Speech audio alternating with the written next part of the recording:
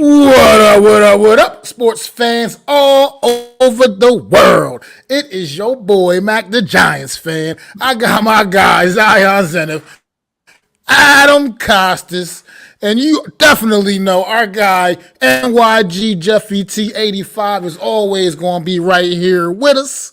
We are the Full Horsemen of YouTube, and this is the Premium Takes Podcast. Let's go. Let's go.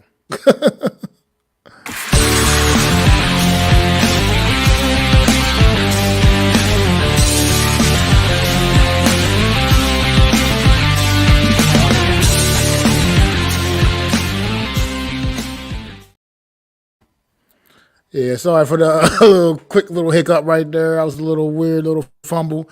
My bad.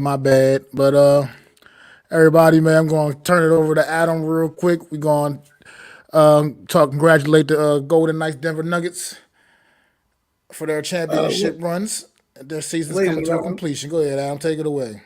Ladies and gentlemen, I will be your MC for the evening. But before we get the festivities started, just like my man Mac just said, we are going to congratulate the Golden Knights of the Las Vegas, Nevada Golden Knights for winning the Stanley Cup. Congratulations to you, expansion team, doing it big in their inception, going to 2 Stanley Cups since they've been brought into the NHL.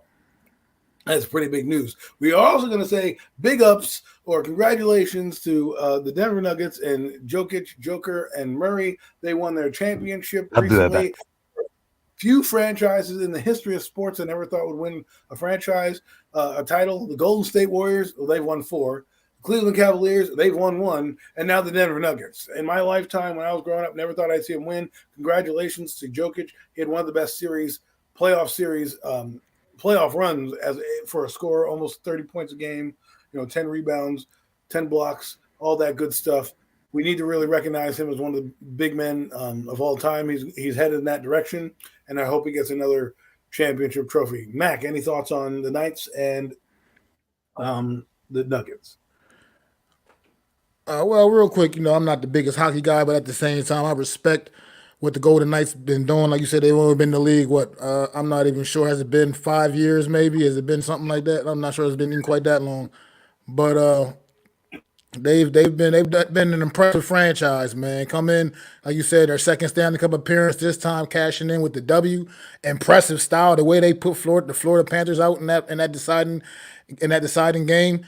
It was just they smoked them off the ice, man. Wasn't even a competitive game. My boss is a Florida Panthers fan, and he came to work almost in tears the next morning, man. After that debacle, so big up to the Las Vegas Golden Knights, man, because what that franchise is doing is something I haven't really seen. I've never seen an expansion team come in and have that level of success so quickly as joining one of the big powerhouse leagues. So. Congratulations to the Golden Knights. And as far as the Denver Nuggets, man, look, maybe I'm talking to the wrong people. Maybe I'm associated with the wrong folks. But look, put some damn respect on Joker's name, man. That dude is absolutely all-time, working his way to being all-time great status, man. All-time great, man. People stop making excuses up. Stop trying to knick-knack. Oh, he can't play, doesn't play defense and all this other. I don't want to hear that nonsense, man. What that dude did throughout these playoffs was absolutely incredible, man. I don't know how it was like 12 double-doubles, triple-doubles or something like that. It's just crazy, man. So just definitely put some respect on that man name. He is definitely an all-time great. And Denver Nuggets, man, it was good to see a team that I never saw have a whole lot of success finally win a championship, man. I've been watching basketball for a lot of years. Wasn't sure if it was going to happen for the Denver Nuggets, but it finally did. And it's a strong reason is why. It's because they got that man, the Joker, right there, man, who is something like probably the best big man in the game right now. No matter what y'all trying to say, man, about trying to make up and say, hey, this person's better. Joker got the hardware to prove why he's better, man. And like I said, what he did throughout these playoffs, just nothing short of spectacular, man. You ain't never seen nothing like that before. So don't even tell me you have. Ain't nobody just dominate the way this man did literally every single night, putting up insane numbers, man. Now, he wasn't even just putting up lightweight triple-doubles. He was putting up big-time triple-doubles, 30-something points, 20 damn rebounds. You know what I mean? 10, 11, 12 assists. Come on. That's not that's taking things to a whole new level, man. So Denver Nuggets, man. Congratulations, Joker. You are definitely the man, bro. What you got, Zion? That was a premium take, Mac. I'm gonna go a different route. Gave Joker his praise, and I could echo it. But what I'm gonna say, it's almost sad as the narrative last season has been of we can't give this guy his MVP because he's gonna be stood and considered as one of the best of all time, and then they give it to Embiid, and then look what he does. Goes out there and wins his first championship. So damn right, the MVP of the league. But yet the whole narrative was, oh, he's not at that level yet, and we can't, his third MVP and all that talk. That's all BS. Because look what he did. He shut all of that talk down. He ran out there and he. The one thing, I'm a Miami Heat fan. If you guys didn't know this by now, but the one thing that teams couldn't do to us when we get hot, they couldn't stop us. It was cute, yeah. In the playoffs, teams will get hot. Milwaukee will get hot. The Knicks will get rolling. Boston will get rolling. But then when we fire back, enough said. And then we meet Denver. Regardless of regardless of that, it came to court and they wanted it more. And when we got hot, when we got there, like, okay, that's cute. We were the one. They outplayed us. You know what I'm saying? And they manhandled us, and they manhandled every team in the playoffs. So that being said, shout out to the Denver Nuggets. Shout out to Jokic. And man, that's a force to be reckoned with. So yes, we have all these trades going around. We have the Wizards that just acquired a handful of teams with a handful of trades. I wish we had our man, RIP Jeff here, to break it down, because Jeff would be able to do it from the top of his dome. And I'm gonna pull up a website because it's a lot. So basically, what happened? We got the Wizards had sent Bill to the Phoenix Suns. So the Washington Wizards got Chris Paul, Landry Shamet, and multiple second-round picks.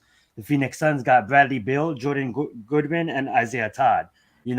And then the Wizards go right back around, and then they go and they acquire Kristaps Porzingis. The Wizards get Tyler Jones, Danilo Gallinari, and Mike Muscala in that process. All right, and then the Wizards go right around again. This is all the same team that's doing this. This is fascinating. They take what the old head Chris Paul, right, and they go, hey, the Warriors, you guys want him? So they take Chris Paul, they trade him to the Warriors to acquire Jordan Poole, and a 2030 first round pick, top 20 protected, and a 2027 second round pick. So this is the laughingstock of the NFL, NBA, almost the Washington Wizards, making all these moves, looking at being a team of young heads that can compete. And that being said, we didn't even show the draft. So shout out to the Wizards. And that's it. Be good. All right, Zion, you may need to go on your camera, turn it off because on the you're Miami chopping in and out. Heat. And Zion, you're gonna have to go back with your camera off or something because it's choppy. So I don't know if you're having some technical difficulties, but if you now you might have a better connection. So that last part, real quick, before we jump into our main event of the evening. yes, thank you, Adam. That last part was if Dame time comes to Miami Heat, one of I have a lot of favorite players, but I wanted that guy to get a ring so long ago and come win it with the Miami Heat. Let's get it. Well, I hope you real all quick enjoyed. too. I just want to say what's up. I just wanted to say how Eric Seabrook, Stephen up in the chat, man. Appreciate you brothers coming through, man. Go ahead, Adam.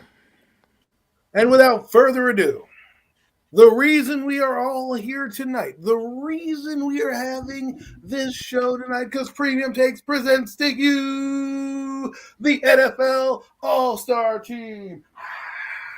the three of us have an NFL All-Star team. We are going to assemble your dream team lineup of NFL players from past, present, any era you want to put them in. Players do not have to be GOATs, legends, or in the Hall of Fame. Exactly. That means you can pick players from any era. They could be some bum off the street if you like some dude back in the day because you're like, hey, man, he was the greatest quarterback or the greatest linebacker. Pick him.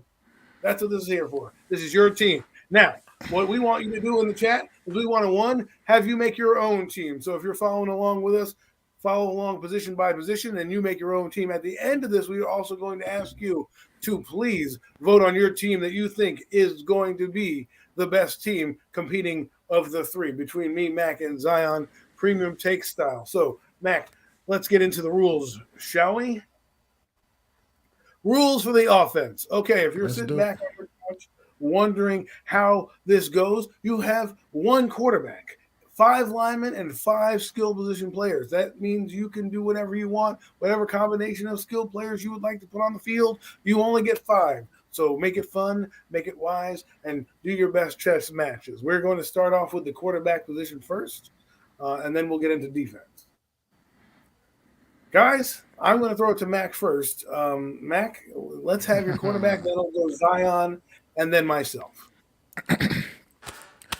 Well. My quarterback, not the most athletic, wasn't the fleetest of foot, but all this guy did was win more than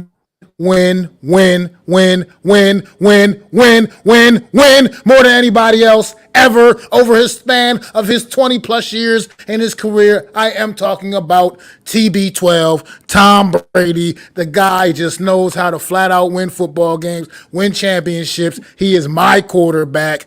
I ain't never seen nothing like it my whole life, and I watched a lot of football. Look, I know it's a lot of great quarterbacks out there before him, and there's still some more playing right now coming after him, but this guy, all he did was win no matter what. So Tom Brady is definitely my quarterback. Wow, Mac with the low-hanging fruit. Okay, Zion. I love it. All right. Nicely taken, TB12. All right. So my quarterback, he didn't win, but he changed the game of football, and also, how could I not pick him when I draft my team? Because at the end of the day, he's the main reason why I got invested in football, why I turn on this TV on Sundays. And with my team, he's gonna win. I'll go with Michael Vick. Well, not everybody's top choice, but hey, that's your team. This is an all-star team, folks. This is what we do. So, Mac, let's just reiterate. Mac with TB12, Tom Brady. Zion has Michael Vick. Interesting choices. We will talk about them in 1 second. But my choice is the man, the myth, the legend, Joe Montana, baby. That's right, Joe Montana. Thank you very much. Yes, that's me giving a round of applause to myself because I just picked the greatest quarterback to ever play. Yes, you have Tom Brady, and yes, you have Michael Vick dancing around on the field, but nobody was as cool Joe Montana. Hey, little story for you before we talk about these quarterbacks. Joe Cool's in the huddle. He looks up. Who does he see in the end zone? Oh, that's John Candy. Let's go score a touchdown, baby. That's who I want as my quarterback. That's my guy. I'm riding with him, Joe Montana. So before we go into discussing it real quick about each quarterback and getting a little bit more, guys, Mac had Tom Brady, Michael Vick, Joe Montana. Guys, what are your thoughts on anybody's quarterback? Michael Vick's an interesting one. Listen, I wouldn't have chosen, but hey, I like the pick. A little bit more on why you chose him. Yeah, thank you, Adam. I love the Tom Brady. I love the Montana, and I was thinking of Montana.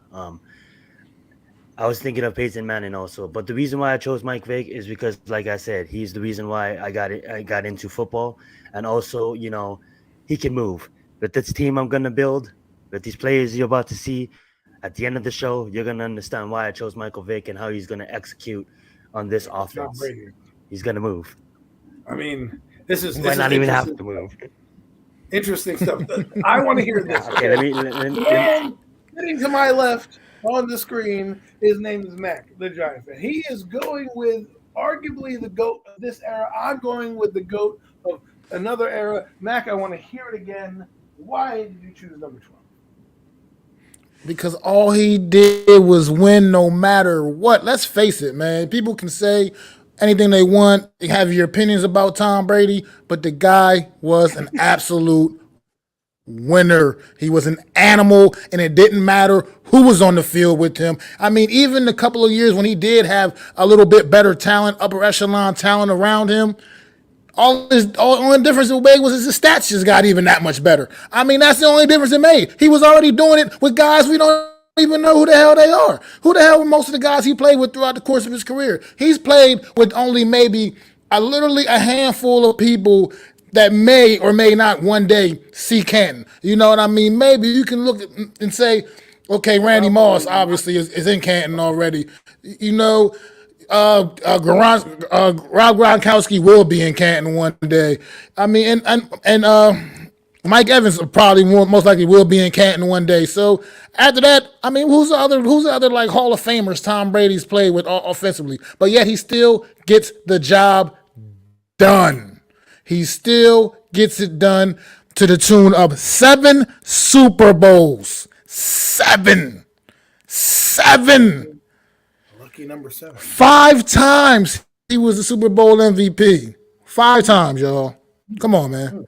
Who's ever going to duplicate that? Well, 3 times the most valuable player of the league. Like, no, it just doesn't. Tom Brady had to be my choice at quarterback because once you see my offensive line, you're going to know that I don't need him to have the ability to run around. Because he's going to he'll be back there like a statue behind my O-line, baby. You can believe that. Okay? But we'll get to that a little bit later. To Michael Vick. So I will go and tell you about Joe Mo, in this case, Joe Montana. Listen, the line that I'm building for this guy, Montana is going to run laps around Brady. Okay? Just know that. But look, Joe Montana, growing up, there was 3 guys that were doing endorsements when I was growing up. There was Michael Jordan, there was Wayne Gretzky, and there was Joe Montana. The guy was everywhere. He was on every commercial, every ad, and not to mention he could play football. Now, he was at the beginning of my era, so I had to go back and study him a lot growing up. And what I found was a guy that I absolutely loved watching throw the football. There are some darts right now that I watch in his highlights, and I'm like, damn. Just damn. It's what you call poetry in motion. That's Joe Montana at the quarterback position. It was just graceful. Now, Matt can attest to it. Obviously, he's going with Tom Brady, but he's seen, Joe Montana in his heyday. Yes, I did. And even though he didn't pick him, I'm going to pick him. I'm going to do it for you. I'm going to take the Golden Domer. That's right. Oh, it was between Tom and Joe. Both quarterbacks were maligned coming out. Remember, Joe Montana, 3rd round pick, nobody wanted. Okay, Tom Brady, he was eating pizza with Robert Kraft as a 6th round pick. Okay, nobody wanted him either. So that is great. And Michael Vick, I don't mind. I think he was he was the number 1 pick in the draft. I do believe he was number 1 overall in 2001. I do believe he did revolutionize the game in terms of taking the quarterback position and actually making it defensible. I mean, I would say that Randall Cunningham kind of was a pioneer there. Michael Vick took it to a whole new level like we've never seen before. Video game type speed at the quarterback position. Yeah, well, guys, and I want to point this out too. I drafted that. Now, not all the players, but I try to base it on players that I've seen. I want to take Randall Cunningham, but honestly, I didn't really watch him play. Now, there's players on my team that I didn't watch them play, but I fascinated them about them. And I know it's called Google, but I wanted to be natural to myself, and I couldn't take a team without Michael Vick because he showed me. All right, let's get it.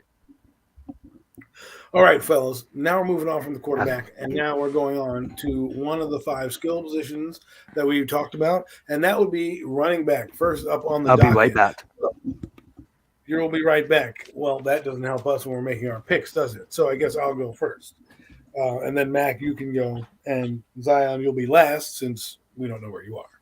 So my pick, ladies and gentlemen, are you ready for this? Are you ready? Go up the Rolodex. Can you smell it? Can you sniff it? I don't think you know who he is. The TCU Horned Frog going to San Diego. I'm taking LaDainian Tomlinson as my baby. Boom, boom, boom. I am goose stepping to the end zone right now. Joe Montana, LaDainian Tomlinson. Can't get much better in the backfield than that. Mac, I want to see you counter with me. What do you got for me on that, baby? What, brother? Look, man, I got to go with the late, great Jim Brown, brother. Jim Oh, wow. Brown Wow. is Okay. where I'm going right now, man, because he's Jim Brown, man. Rest in peace, Jim Brown, man. Just passed away recently, also, and so Jim Brown, man. Look, he the things he did in his career. I could only imagine what this dude would have been doing for the 16 game schedule back in his day if he He was the played a best bag 16 game in the schedule. NFL. I mean, Jim Brown was something special, but Zion sounds like he's back, so Jim Yeah, Brown, man. can I So have your Zion, guys pick, just to catch you up, please?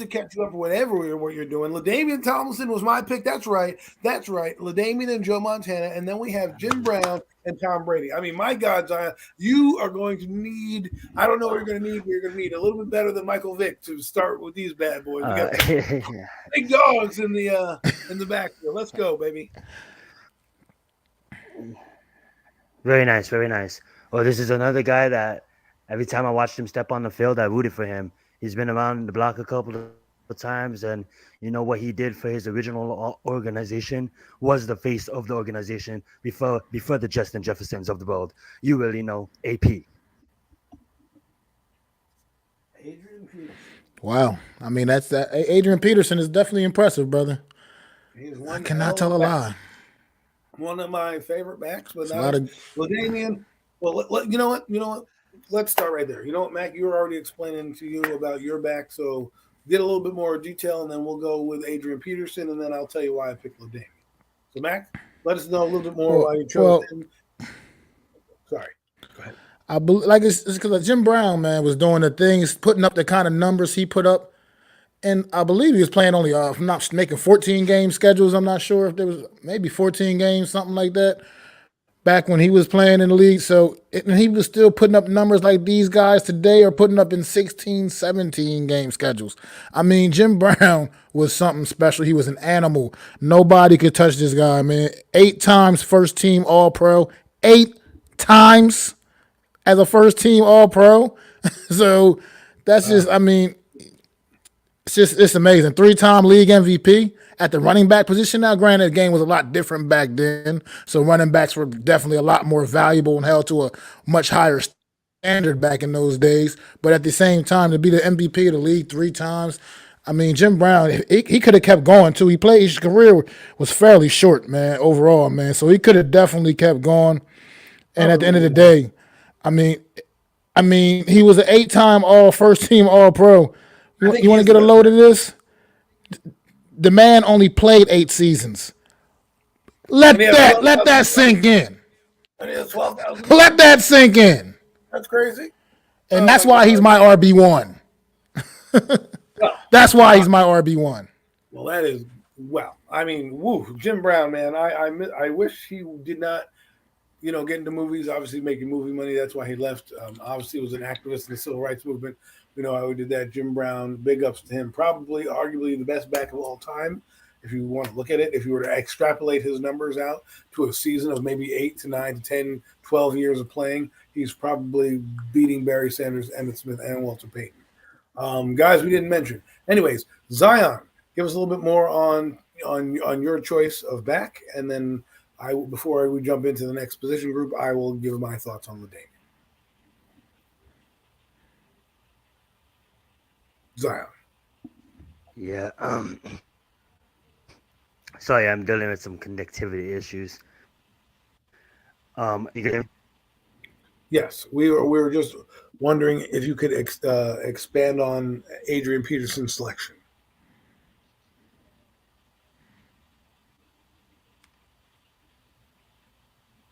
Well, Zion is having some technical difficulties.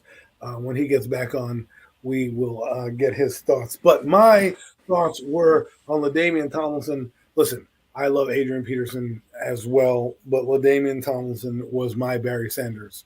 Okay, I got the end of Barry Sanders. I love Barry Sanders.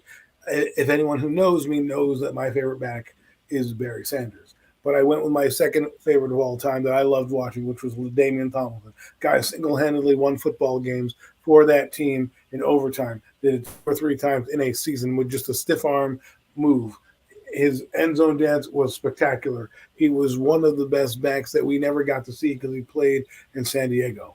And so that's why I chose the Damian Tomlinson. Also, he was one of the toughest choices because if I do not pick LaDainian Tomlinson, the next group of skill position players changes up for me.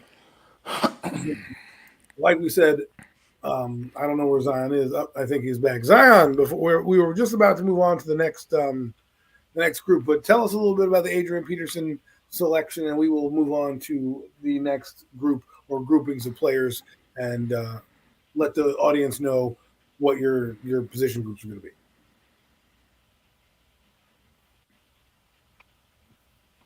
Zion? Yo, I'm sorry about that, guys. Can you guys hear me? Yes, we can hear you now. Adrian Peterson, for the last time. Tell us a little bit more before we move on to the next group of positions. What do I need to say? It's Adrian Peterson. He's a multiple-time Pro Bowler. You know, he played on 7 different organizations, I believe, but one we know him by the Minnesota Vikings. You know, and over 14,000 rushing yards. Like, this guy basically was a Berkeley. You know, people like Berkeley grew up looking at Adrian Peterson, and you know, he just defined the game. He was a small running back that ran tough, that ran hard. You know, and every time no matter what, you know, if I'm flipping through the channels when I was younger and not really, you know, invested as all day affair of watching football like I am today, you know, just maybe putting in 2 hours on Sunday. I want to see, is the Minnesota Vikings on? Is Adrian Peterson playing? Same thing is the Atlanta Falcons on? Is my man Michael Vick playing? Those 2 players that I just mentioned, alongside with my tight end and one of my wide receivers, were my favorite offensive players. I basically took my favorite offensive and defensive players, and I made a team with some of the skill positions of the generation of what got me into football. And now this generation, you know, we'll see. But I don't want to ruin it for you guys, and I'm gonna let you go, Adam. Okay, well, Zion, great take on that. I'm glad you're back with us for the technical difficulties. Let's quickly, for the audience, go over the teams again. Zion, you are my scribe for the evening. Please, if you could jot these down somewhere so the fans will know who is on what team. We have Brady, and correct me if I'm wrong or I miss your team because there's going to be a lot of players here, so please do correct me. But we have Tom Brady and Jim Brown. We have LaDainian Tomlinson and Joe Montana. Ooh, sounds great. Just saying it. And then we have Zion Zenith with Adrian Peterson and Michael Vick, 2 dynamic players ahead of their time. Now, for me, here's where it gets tricky, people. I'm not having a fullback. No. I'm not doing the fullback position. I am going with a second tight end.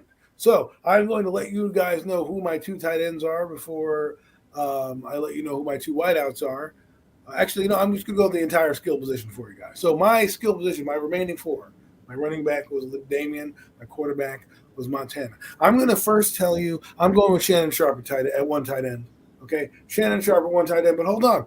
I have LaDainian Tomlinson in the backfield. I need somebody to block. So I'm going with Jason Witten as my second tight end. So I got a blocking tight end, and I got my speed tight end. And then I'm going with receiver. Oh, my God. Are you all ready? I don't even know if you're ready for this. Hold on, folks. Hope you're sitting down. Jerry Rice. That's right. Jerry Rice and Joe Montana. Great combination out there as well. And then on the other side of that, hold up. I know you smell the Jerry curl. Andre Reed is coming down your pipe right there. So I got the 2 guys on the outside. I got Jerry Rice and Andre Reed. I've got the 2 tight ends, Jason Witten and Shannon Sharp. That's my speed in the middle, giving me that extra slot guy. I've got my running back, Damian Tomlinson, and I've got my quarterback, Joe Montana. Let's get it. Mac, let's hear from you. What is your next set of skill position players? Well, Adam, I'm going to do a different route than you.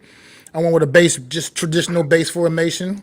Got 1 quarterback, 2 running backs, 2 wide receivers, and a tight end, and my offensive line. So I got another running back and great throw at y'all. And this might be a slightly controversial pick, but at the end of the day, I put my eyes on this guy, man. And as short as his career was, it was just spectacular. Everything I saw from him I mean, this dude for a couple of years was the biggest thing in sports, and that's not even an exaggeration.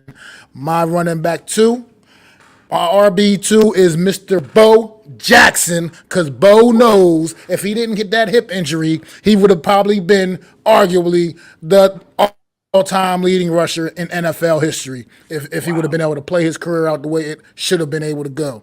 Unfortunately, his career was shortened, very shortened, by a devastating injury where he had to get a hip replacement. So Bo Jackson is my RB2. You just had to see it. It was amazing. I'm sorry. I got to witness that. I got to actually watch that man play football, and it was absolutely some of the just best stuff I've ever seen in my life. All right. Let's move it along. At wide receiver, me and Adam, we're on the same page here. You just can't not say Jerry Rice's name. Come on, man. Jerry Rice, come on. This guy is not just the greatest wide receiver to ever play the game. He is probably, maybe, arguably the greatest football player, period, in any position. You can make a strong case for Jerry Rice as just the greatest football player ever. And that's just how I feel about Jerry Rice. Okay. Wide receiver two. He said he ain't never really been a wide receiver two until he was on the same squad as Jerry Rice. But he is Randy Moss. I mean, the things Randy Moss could do, man. You getting mossed, bro. Exactly. You know what I mean? That just right there says it all, man. And then here we go at tight end. Y'all. Tight end. You know, the Kansas City Chiefs first round draft pick, Tony Gonzalez. Yes, Tony Gonzalez. Y'all thought I was going to say Travis Kelce there. No. Travis Kelce's nice. Tony Gonzalez was absolutely the man, and he had some great years in KC as well as some great years in Atlanta. But those are my skill position guys right there. Jim Brown, Bo Jackson, Jerry Rice, Randy Moss, and Tony Gonzalez. Yes, that's what I said. Wow. Interesting take. I love it. Zion, you have the floor, my man. Yes, sir. I'm going to follow that 14-time Pro Bowler. You know what I'm saying? 6-time first team, 3rd-time second team. You know what I'm saying? Best tight end of all time in my mind. Tony Gonzalez, and I got to see him in Atlanta. You know, I didn't get to see him in the Chiefs, but damn, what he made an imprint in my life. So I got Tony Gonzalez. It's funny because me and Mac, I got Jerry Rice and Randy Moss as my receivers, but then I also took a third receiver. I took Megatron, baby. Give me Calvin Johnson. Let's get it. Stop me now. Ooh. Michael Vick, check it out now. Michael Vick, AP. Now, who does he want to throw the ball to? You got Tony Gonzalez, he got Megatron, he got Randy Moss, and he got Jerry Rice. Let's get it. Man. Stop me now. Well. Those are some interesting teams, man, right now. Oh, man, this squad is fun. I love it. I love the diversity of where you guys going. You know, Mac going old school with the 2 running back system. You know, Zion doing the 4 receiver set. I love it. And me, you know, going with the traditional winner, of course, you know, with the regular 2 tight end, 12 personnel formation, just throwing it out there, folks. But now we're moving to the offensive line. Here's how we're going to break the offensive line now. We're going to each pick our tackles, and we're each going to pick we're just going to each pick our offensive line, okay? We're going to tell our offensive line. Again, it could be anybody along the scope of when you play football or been watching football. Since Zion, you haven't gone first in a while, you're more than welcome to up here for the offensive line. So let's hear your starting 5 offensive line to go with those fantastic skill position players. Thank you, Adam. So we just heard the amazing deep threats, tall MFers, and then wait, hold on, Michael Vick and AP can move? Oh, that's struggling. But guess what? We'll start with a Hall of Famer on the left-hand side, my tackle, Joe Thomas. Then we're going to move to my USC alumni in Bruce Matthews to cover that left guard position. For the center, we're going to go with Nick Mangold. New York Jets only played for one team, 11 times Pro Bowler, Nick Mangold. We're going to go with Larry Allen as my right guard, and to top it all off, as my right tackle, Trent Williams. Stop them now. Oh my God. Ooh. Zion. Mm. Woo! As an offensive line, brother, you put a great one together. I'm not even gonna lie. You put a great one together. Man, I feel so like did a I. speed bump. I feel like a speed bump on the road to offensive line. Matt, you are up. Let's hear it. Oh my God, Zion. First things first, brother. Me and you got a couple of the same guys on our O lines too. We think we here with the offensive linemen, man. We got a couple of the same guys at left tackle. I mean, it's not even left tackle. It's just at one of the tackle spots. My first tackle spot. I got to go with my guy, Cincinnati Bengal legend Anthony Munoz. Absolute stud. Back in the day when I was a kid growing up, just loved the way he played the game of football. At my first guard spot, here we go, Zion. We in tune here. Bruce Matthews, the living legend, man. Bruce Matthews played all 5 positions on the offensive line, and he played them all well, but none better than those guard spots, man. He was an absolute stud at the offensive guard spot. I had to have Bruce Matthews on my offensive line. At center, here's a guy I just loved watching this guy play. He was actually probably one of the more recent players that I have on my team. Actually, he's Marquise Pouncey, man, Pittsburgh Steelers center, man. Marquise Pouncey, man, the dude was an absolute stud over the course of his career. Just ask Ben Roethlisberger, he'll let you know, man. He never feared when Marquise Pouncey was out there snapping that ball to him. He knew the job was going to get done. At the other guard spot, here we go again, Zion. I had to go with the big nasty Larry Allen too, brother. Larry Allen was just big nasty, man. Like it was that I can't explain the greatness. The only thing that pissed me off was he played for the damn Dallas Cowboys. You know, that was the only thing that sucked, was that he played for the Cowboys. He was so damn good though. And then at the other tackle spot, I went to Baltimore and got my guy, Jonathan Ogden, man. I just loved another player I just absolutely admired and loved, man. And those are the hogs that's going to keep Tom Brady upright. Ain't nothing messing with that. Ain't nothing touching Tom Brady behind that O-line like that, baby. Ain't nothing touching Tom Brady. Wow. Well, Matt. One more time again, Mac. Name them all 5. All 5. All 5. I got Anthony Munoz, Bruce Matthews,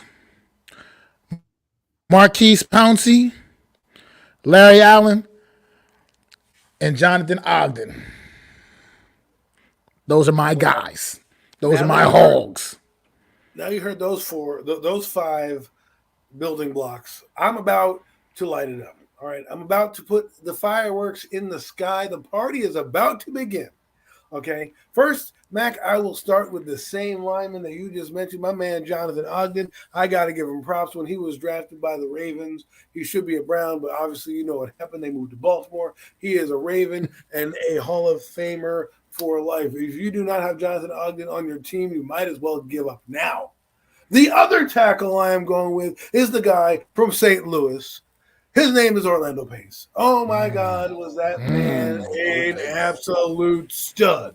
He got there. The hype coming out about Orlando Pace was he was the best tackle prospect in the draft. And, boy, did he ever live up to that. You know why Kurt Warner was upright all the time? Because Orlando Pace, you didn't hear about him. He put his guy over into Beirut. They were so far away. They were so far out to play. So my 2 tackles, ain't nobody getting by those 2 guys. Now, here comes the sexy part. Right in the middle, the guards. Here we go. I got Alan Faneca on one side, the Pittsburgh guard. Yeah, nasty. He's a freaky guy. He's going to punch you in the mouth.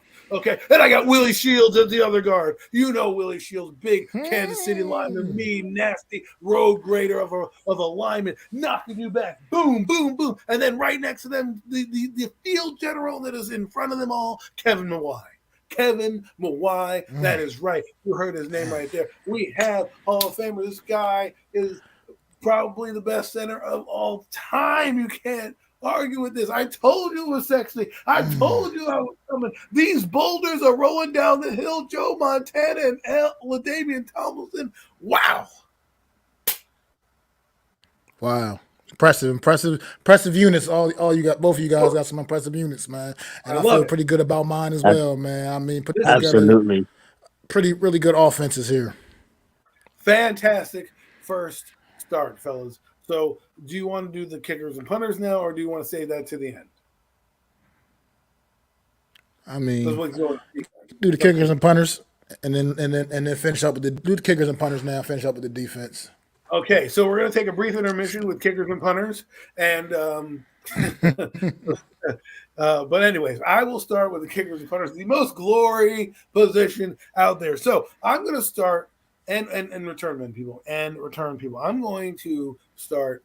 I want to say the return man for last because that's a sexy one. I want y'all to get a little pause of what's coming. So I'm going to go with Justin Tucker, Baltimore Ravens kicker. Best kicker in the game right now. Best kicker in the NFL so far. If you need a clutch kick, this guy has gotten it. So I'm going to take him. My punter is going to be Sean Lindetta, pinning people back deep all day. Sean Lindetta was a legend, and he still can kick to this day. He was kicking until he was 45 years old. My God, I can't even lift my leg up that high. Guy was 45, still punting.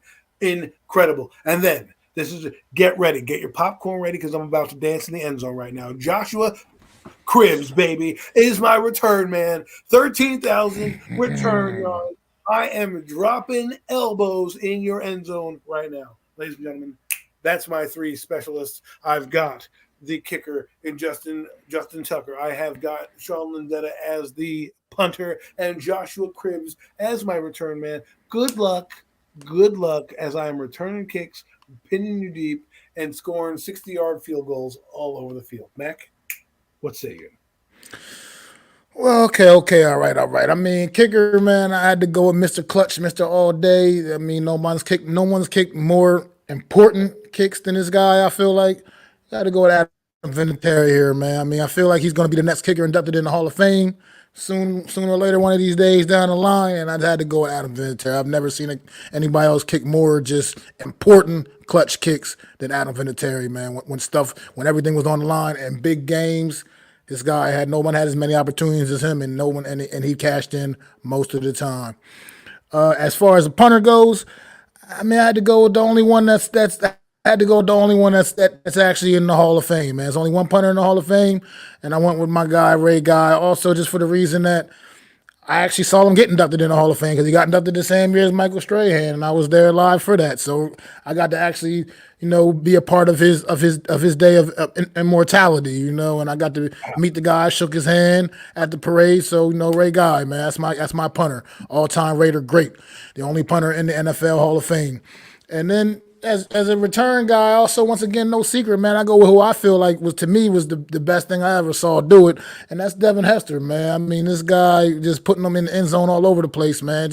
He was always a threat. Every time you seen him back there, you knew he was a threat to take it to the crib. Literally, it was a first damn play of the Super Bowl. What did he do? Took it to the crib. That's what Devin Hester kind of return man Devin Hester was. So yeah, I had to go with my guy Devin Hester there. I'm going to absolutely, absolutely. My return guy and my kicker is absolutely the same as Max. Adam Vinatieri, enough said, and Devin Hester, he would have probably no disrespect against Cribbs, but give Devin Hester as much carries as Cribbs got. Just saying, but no competition. They're both great. Joshua Cribbs is one of the best returner of all time, but I had to give it to Devin Hester because I seen him play. And my punter is gonna be Pat McAfee. Let's get it. What? At least it'll be fun. Listen, guys. Hey, Pat McAfee. Hey, listen, I like him as a guy. He's a good guy. He was a decent punter. But guys, we can nominate people to in the Hall of Fame. I think we should. Hey, hold on. My team is about chemistry. Him and Adam Vinatieri got some chemistry. Well, I'm glad that's what you're going for, but I'm trying to win. But anyways, in the Hall of Fame, I heard that fans can vote players in. I think we should all vote for Devin Hester. I think we should all nominate Devin Hester for the Hall of Fame. The dude deserves to be in the Hall of Fame. I know I picked Joshua Cribbs. I love Joshua Cribbs. I went a little different route. Didn't want to make an obvious choice, but that guy was dynamic to me. So that's why I went with Joshua Cribbs. I love Devin Hester. I think there should be a spot in the Hall of Fame for returners. I think it's a spot. It's a spot that we should put in there because at some point they're going to try to kill it off. Right? They're going to try to kill off the return at some point, whether it's a kickoff or the punt return. One of those is not. They're working on it big time with the kickoffs. Right. One is not going to be in the game They're making anymore. it so not even going to see returns. So that's exactly the reason why we should nominate Devin Hester. So we have somebody that represents what a position was and what it could do for a team. I mean, the Chicago Bears are nothing without Devin Hester. Anyways, now that we've gone over the specials, Zion, quickly go over yours again, just so the audience may know. You may want to quick them, but just quickly go through your guys again. Yes, absolutely. My quarterback is Michael Vick. My running back is Adrian Peterson. We got Tony Gonzalez, Calvin Johnson, Randy Moss, Jerry Rice. We got Joe Thomas, Bruce Matthews, Nick Mangold, Larry Allen, and Trent Williams. And Mac, you want to update them on your roster right now? Sure, would love to. Would absolutely love to. My offense is compiled of at QB, I got Tom Brady. At RB1, I got Jim Brown. RB2, I got Bo Jackson. I got wide receiver Jerry Rice. Wide receiver Randy Moss. I got tight end Tony Gonzalez. At offensive tackle, I got Anthony Munoz. At the other offensive tackle, I got Jonathan Ogden. At my two guards are Bruce Matthews and Larry Allen. And at center, I got Marquise Pouncey.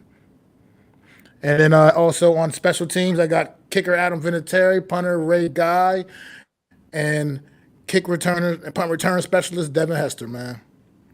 Yes, my team is going to be lit. Scoring points all over the place. If we don't remember all these, again, we're going to go over the entire rosters. If we can remember them at the end, just so you know what we did offensively and defensively, I will go now real quick. I got Joe Montana at my quarterback, with Damian Tomlinson as my running back. My dual tight end threats are Jason Witten and Shannon Sharp. Yes, I picked the Cowboy. It hurt me to pick him, but I needed somebody to block for Damian Tomlinson. He needed a lead blocker, Lorenzo Neal. I wanted more versatility. Instead of taking Mike Allscott, I went with Jason Witten. That's what I went with, okay?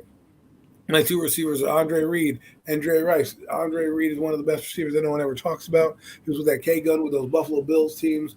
If he won the championship, he's probably in a higher echelon of rarefied air like Jerry Rice and a few of the other guys on the list. And then, of course, the offensive line. I took Kevin Mawai, Will Shields, Alan Faneca, Jonathan Ogden, and Orlando Pace. My line is a brick house. Woo! And then my kickers, punter, and specialist Joshua Cribbs is my return man. My punter is Sean Landetta, and my kicker is Justin Tucker. Let's go. So, if you would bring up the defensive slate, please, Mac. Defense. There are two defenses. There is a 4-3 and a 3-4 concept. When we picking this defense, please take into consideration when we call out the position, i.e. D-line. If you pick the 4-3 defense, you're going to pick four guys. If you pick the 3-4 defense, and we pick D-line, you're only picking three guys. Linebacker, same thing. You're going to pick three if you pick the 4-3. You're going to pick four if you picked a 3-4. And then our DBs are the same. There's one free safety. There's two safeties and two corners. It doesn't matter. It doesn't designate. You don't need to worry about left or right corner or left or right safety. None of that stuff. Just know what defense you picked for the personnel that you picked. Okay, thank you so much. I hope everyone got that. Sorry that I know that was long-winded. I know we have all these rules, but I thought it would be fun and put more pressure on it. So I'm going to tell you what defense I'm starting out with. We'll go around the round table, and then we'll start with the personnel. So I'm doing a 3-4 defense. Zion, what about you? I'm doing a 3-4 defense. Okay, and Mac, how about you? 4-3, 3-4. 4-3. 4-3. Okay, well, since Mac has a 4-3 defense and we're doing defensive line first, Mac, go first with your 4 D linemen, and then it will be me, and then Zion will go with our 3 D linemen respectively. Well, all right. First things first, my defensive ends. The minister of defense, Reggie White. Absolutely, I know. Once again, another rival. Played for another rival team, but this guy was absolutely sensational. Once again, just in my era, I'm 46 years old. I'm 45 for another week, but Reggie White, man, that was a guy I watched growing up, man, and he was just phenomenal, man. I mean, things that Green Bay had to give Philadelphia in that trade to get Reggie White was unheard of back in those days, and it was just absolutely crazy. So that's how great Reggie White was. As far as the other defensive end, his counterpart, I had to go with my guy, Bruce Smith. Man, that was the guy that I looked up to heavily when I was a youngster playing high school football. Bruce Smith, I chose number 78 because of Bruce Smith. And that was literally the reason why I chose number 78 was because it was Bruce Smith's number, and that's what I wore all through high school my years because that Bruce Smith was my guy playing for the Buffalo Bills. Man, he was just another amazing pass rusher, amazing defensive end, spectacular career, man. And then in the middle, man, in the middle of that line, man, my D tackles, I got to go for first things first with my guy, John Randall, Mr. Nasty. John Randall is one of the just absolute top D tackles ever in the history of this game. This guy was unheralded coming into the league. He was drafted in a round that doesn't even exist anymore. Put that into perspective, and he became one of the absolute best to ever do it. So John Randall, man, all those great years of Minnesota, man, he was phenomenal. Go back, look at the tape if you never heard of him or never seen him play, youngsters. John Randall was absolutely the man. And then here's my only current guy, my only active NFL current active player that's still playing right now currently, and I had to go with Aaron Donald, man. How can you not? Aaron Donald, when it's all said and done, could probably be the best defensive tackle to ever play this game, man. That's just how sensational he is, and I couldn't put this team together and not have him on a part of this defense. Aaron Donald is absolutely just nasty. So that's my D line: Reggie White, Bruce Smith, John Randall, and Aaron Donald. Ouch. Ouch. All I have to say is ouch. I love both your D tackles. I love John Randall. Aaron Donald, I love. With all due respect to him, though, I went with 3-4 so I could be versatile in my defense because, as much as we can line up and put every D tackle on here, we only have 11 people on this team. So, Mac, I enjoyed your guys. Zion, I will take the floor now. Actually, you know what? You go. Take your 3 defensive linemen. Doesn't matter if they're a true nose tackle, just it's a D tackle position in the 3-4. So I don't want you to be like, stickler about it. If you do know nose tackle, great, take them. If you don't, no. I like to do my linebackers first. So I'm gonna have you do the line, and then I'll do my line, so I can give you my line and my linebackers. So you can go first. Well, since I'm the MC, I'm glad you navigated how we're doing the next segment. So, anywho, the 3, I'm just kidding. I'm just messing. So, the 3 linemen that I have chosen, I will start with the D tackle first. Nose tackle, D tackle, whatever, folks. We're just 3-4. Cortez Kennedy, people. Cortez Kennedy doesn't get enough respect. Ooh, he almost made my cut. He almost made my team. I'm going to put him out there because people don't talk about this, man. He was wrecking havoc in Seattle, okay, day in and day out. He was as big as a nose tackle. He was nimble. He was, the Albert Hainsworth before Albert Hainsworth. A guy that could really disrupt you, take up 3 blockers. I mean, this guy was great. And he doesn't get the respect that he deserves because why? He played for Seattle. That's why. And so I am going to give Cortez Kennedy bad Seattle teams. Right, exactly. But it still doesn't take away from his greatness of how good he was and the respect that he deserves. And I think he deserved to be on this list, wrecking havoc in your friggin' offensive lines. Now, here is where it gets tricky. But I am going to do this, and you're going to see why. So on my left side, doesn't really matter, but it matters for me. So I'm going to tell you what side these guys are on for my purposes. It doesn't matter for the rest of the people. If you don't want to do that, that's fine. For me, this is how it's going to set up. So Bruce Smith is on one side. I love Bruce Smith. He's been a dog. 200 sacks says it all. When you have 200 sacks in a league, there's no one even coming close to that. Pretty impressive. But the other guy, you may have heard of him, but you may not. He's won 1 Super Bowl. His name's Julius Peppers. That guy doesn't get the recognition he deserves. Great 2-way defensive end. I'm putting him on the outside right now. Zion, you better be able to compete with these boys because I got the all-time leading sacker on one side, a nasty freak on the other, and Cortez Kennedy clogging up the middle. Let's go. Yeah, absolutely.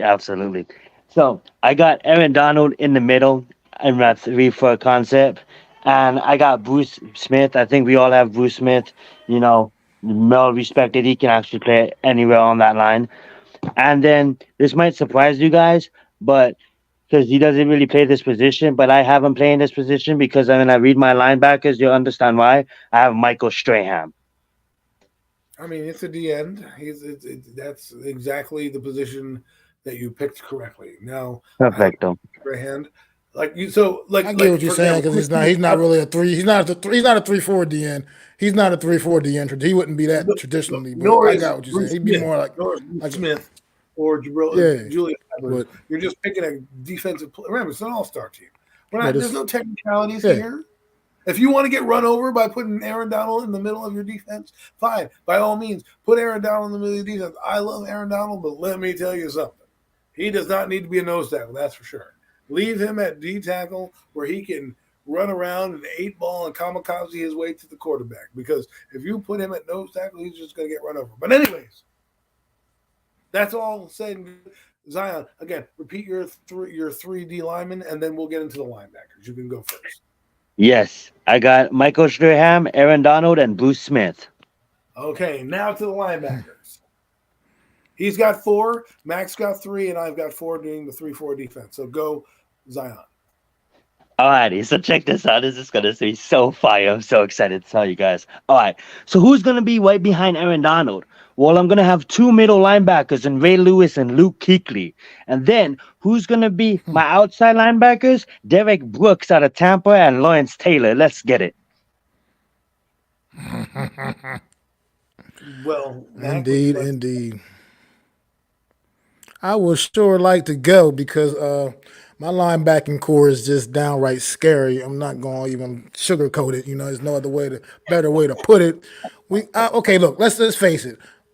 Obviously, 56 is on my goddamn linebacker. He's one of my outside linebackers. I don't have to, nobody. I'm not fooling anybody with that. 56 is definitely there. LT, come on, forget about it. Like I said about Jerry Rice, how could he not be part of this team? There's just no way in the world.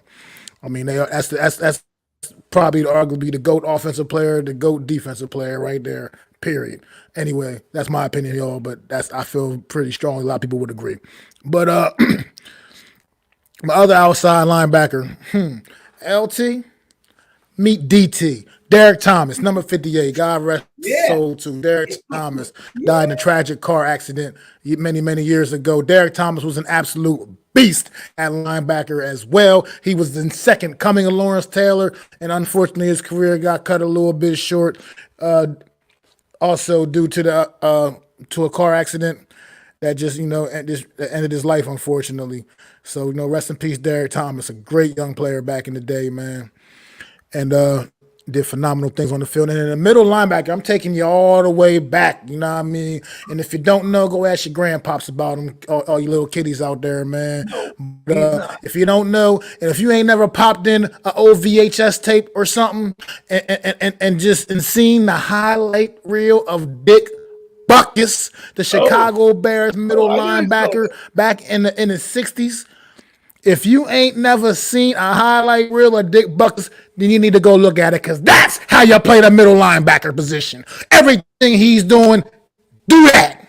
Dick Butkus is my middle linebacker. So, yes, that's my linebackers. Lawrence Taylor, Derek Thomas, Dick Butkus in the middle. Ain't nobody messing with that. Wow. They are breaking necks. Wow. That's straight like that. You know what? I think I'm a little scared there. Mac. You have 3 of the most ferocious guys of all time. Dick Butkus, what a name, Dick Butkus. I mean, it's like it's a linebacker name. Like he's a dick and he'll kick your butt. You know what I mean? Like, it should be Dick Butt Kick. You know what I mean? That's how it should be. Oh man, those 3 linebackers. I love the fire you brought. Man, I don't know if I'm going to compete. But wait a minute, I am, because you know what I'm doing? I'm doing the same thing that Max is doing. I'm doing a 3-4, right? But this time I got 4 linebackers. So my one outside linebacker is Lawrence Taylor, the only LT, even though I have LaDainian Tomlinson on my team, the only LT that I will call LT is Lawrence Taylor because he is that good. Want to talk about revolutionizing a game? He revolutionized the linebacker position. They weren't doing what he was doing in the linebackers back in the day. in that particular position. So when you revolutionize a game, a position, and you transcend your sport, yes, you are going to be on my list no matter what. Arguably the best football player of all time, right up there next to Jerry Rice, just because he was a freaking freak. You could do lines of cocaine and hang out with hookers and come back and still have a 3-sack day. That is one heck of an athlete. I'm telling you, he was a unicorn. Okay, on the other side, now, just know this. I have Bruce Smith on one side and Lawrence Taylor on that side. You ain't running to that side. Hell, let alone passing that side. You're scared. Then you got Julius Peppers. You're like, who's behind Peppers? Oh, only Lawrence Taylor's clone, Derek Thomas. Derek Thomas, DT. Arguably, like Max said, the second coming of Lawrence Taylor. I have never seen a get off on anybody like this in DT, and the dude was smooth. And when we talk about Lawrence Taylor, he had a 6-sack game in Monday Night Football, a 6-sack game. That's incredible. Derek Thomas was way too cut short. I really wish he could have made his career. That was actually 7, Adam. That was actually 7 sacks. 7 sacks? 7. My God. Look at that. I'm sorry. I don't 7 want to cheat. sacks. 7 sacks on Monday Night Football. That's why you do. Listen, how many times have you seen that in the game? Not many. That was what you see. You guys, that guy, if Lawrence Taylor's a unicorn, well, this is a My Little Pony was, Derek Thomas. He was a smaller version of Lawrence Taylor. It was phenomenal. I'm glad I got to see him. Again, tragic way to end because I think he could have matched some of Lawrence Taylor's records. He was at 120 sacks, I do believe, when he was down. And let's just say, I think he was in his early 30s. Correct me if I'm wrong, Mac. You may know a little bit more on that. Yeah, it was probably like something like that because he didn't have a totally short career. He had a good, decent length career. Right. Just that he had more to go. You know, right. I mean, it was definitely more to go. We think it wasn't finished, but it wasn't like Bo Jackson 3 years and then boom. You know what I mean? No. But it was in his playing days where he died. It wasn't like, he got to finish his career and we got to see. I would have 120 sacks. You got to think that guy plays 3 more years. That's 150 sacks he's probably flirting with. That's probably Kevin Lawrence Taylor. My God. Anyways, my 2 middle guys, get ready. You have no idea what's coming right now. Boom, boom. I'm taking the Chicago Bears linebacker. No, not Dick Butkus. Brian Urlacher coming at you so I can cover all the slack. Baby, but this is where it gets tricky. This is where it gets crazy. This is a name we haven't heard in a long time. And I know when I say it, you're going to be like, damn, he should be on my team. Hold on. This is done for effect. Junior Seau, people. Why are we forgetting about Junior Seau? One of the best linebackers. Forget about him. He is one of the Hall of Fame linebacker, Hall of Fame middle linebacker. Dude flew around. He laid the lumber. He did not get the recognition he deserved because he played for a lousy Chargers team. I mean, he went to 2 Super Bowls, one with New England. I wanted him to win, but then that was against the Giants, so I didn't really want him to win. At the same time, I was like, damn it, why'd you have to do it against the Giants? Couldn't it have been against somebody else? I would have loved for him to get a Super Bowl ring. Man, that would have cemented, I believe, Junior Seau is one of the all-time best. People don't talk about him enough. I'm going to bring him back in conversation. Junior freaking Seau is my 4th linebacker. So let me bring it from the top. I got Lawrence Taylor. Yeah, that's right. The GOAT himself. Next to him is Brian Urlacher. Next to Urlacher is Junior Seau, the Hawaiian, the Samoan, the great bullet that he was. And then next to him is Derek Thomas, baby. You cannot mess with that. I was scared of Mac's team for a minute, but then I realized I don't need to be scared. I got LTDT and Junior Seau, the Brian Urlacher, those dogs coming at you. Roar! Okay, guys. Now, let's do it. Let's do really the last 4 positions. This is where it's going to get really crazy because I don't know where anyone's going to go. We only have 2 corners and 2 safeties. Mac, lead us off with your DB selections. Oh, let me do this. I grew up at a beautiful time to be a football fan. When I was in high school, a lot of just I mean, it's amazing talent out there now. Don't get it twisted, but these 2 guys right here, man, they went hand in hand. My 2 cornerbacks, they went hand in hand. They were drafted about a couple of years apart from each other, but they both at the time were the absolute 2 best at what they did for an era.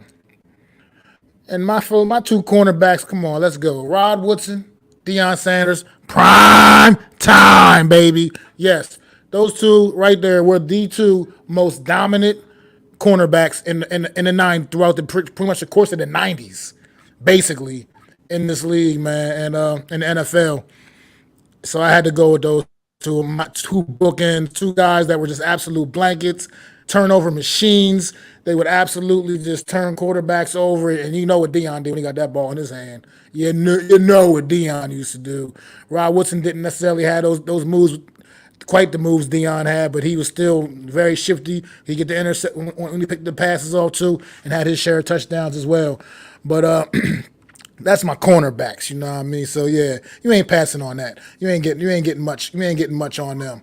You know, Dion wasn't much of a tackler, but he wasn't much of a tackler, but you know, Listen, he made up for it with his coverage skills. Yeah, he made up for it with his coverage skills. Yeah, you don't need to tackle anybody when they don't throw it to your side, right? So Exactly.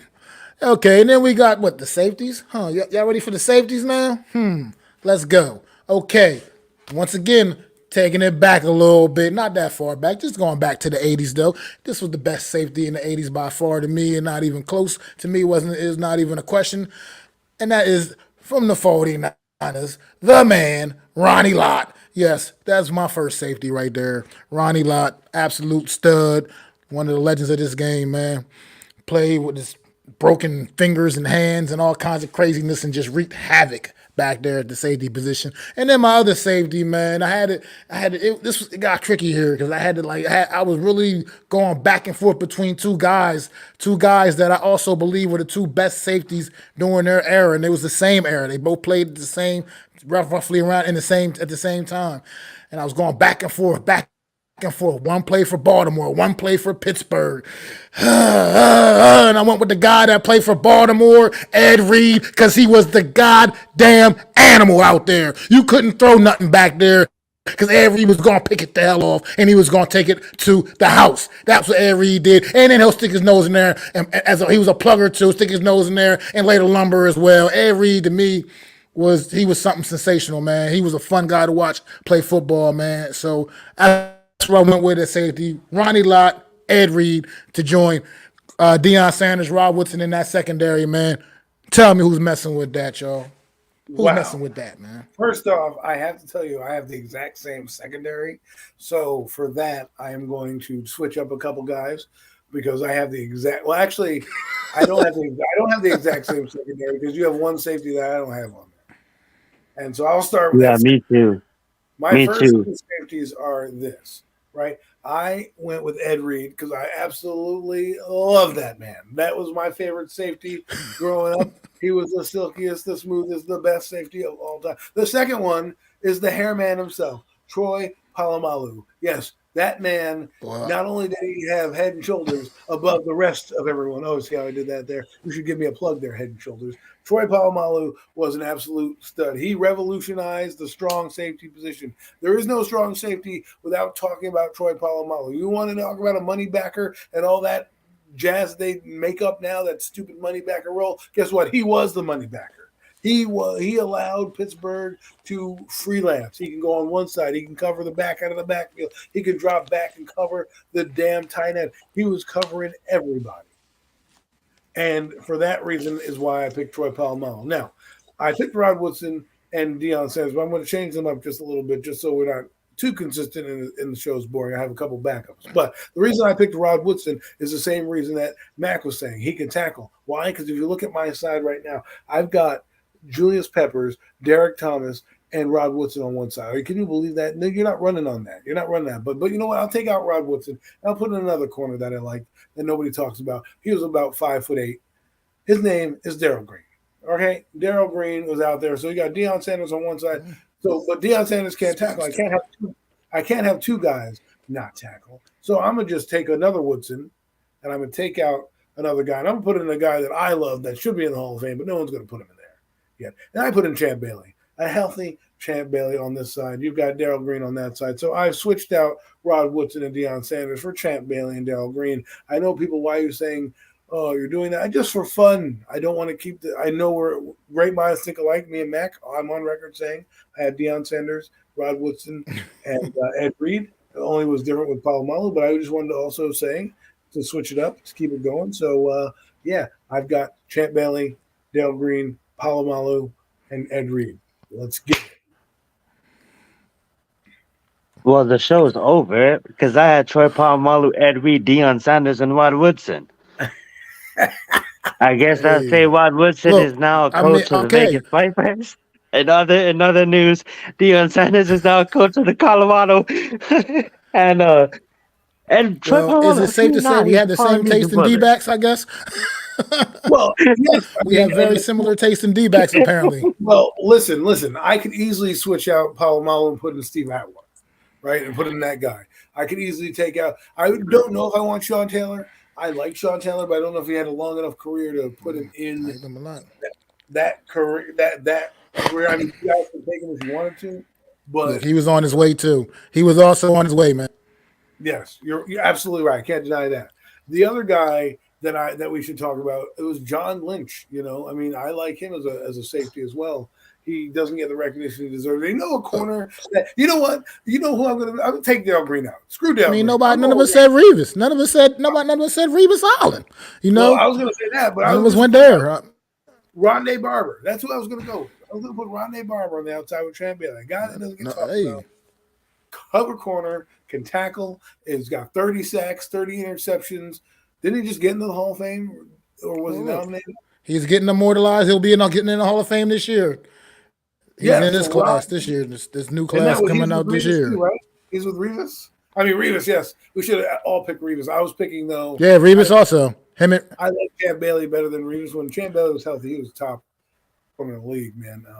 All world, well, look, I borderline. went, I went. Well, for me with Deion and Rod Woodson though, it was because like I said, I was in high school when those guys were like just absolutely the two best corners doing it. I mean, it wasn't even a debate. It wasn't a question. It though they were the two best at that position when I was coming up during my high school years and stuff like that. And it was just I just couldn't think of a better duo than to have Rod Woodson on one Well, side, prime time on the other. Man, the thing that was is, just my life. That's how I looked at it.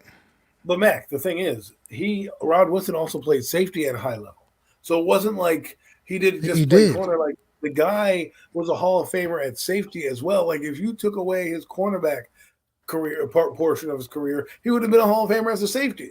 Like that's insane to think that you were at two, like basically almost played 20 years in the league, and half your career you're a safety, half your career you're a corner, but you excel at both positions. It's not like a drop off with guys, like you put certain guys later on in their career, like and even Dion when he played at Baltimore at 37 years old, he still had the quicks. He still was good. I mean, Deion Sanders, as much as I hated him growing up because I was a Giant fan and everybody, the guy would just dance in my end zone. It would just be pissing me off. I'll never forget when I first met Deion Sanders, not really, but in my football life. It was 1994. He played for the 49ers at that time, and they were in the Super Bowl.